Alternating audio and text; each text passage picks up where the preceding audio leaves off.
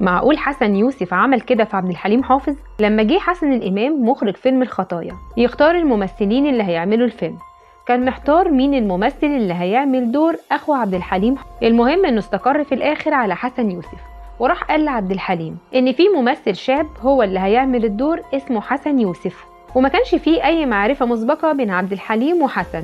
راح عبد الحليم واخد رقم حسن يوسف وكلمه وقال له ما ينفعش ان احنا نطلع اخوات في فيلم واحنا ما نعرفش بعض اصلا، تعالى نقعد ونتكلم. فعلا راح حسن لبيت حليم، وبعد ما قعدوا مع بعض اصر حليم ان حسن لازم يروح يجيب شنطة هدومه ويعيش معاه في البيت عشان ياخدوا على بعض والناس تحس ده على الشاشة.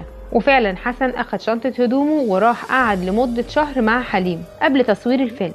بس اللي حصل ما كانش يخطر على بال عبد الحليم حافظ خالص، لأن حسن يوسف شخصية تلقائية بدرجة كبيرة جدا، بمعنى أصح استولى على بيت عبد الحليم حافظ وبقى يدخل الحمام ويتأخر وعبد الحليم يفضل يخبط عليه. ومش كده وبس، ده استولى على دولاب وهدوم عبد الحليم لدرجة إن عبد الحليم كان بيسيب له البيت وبقى يسهر بره.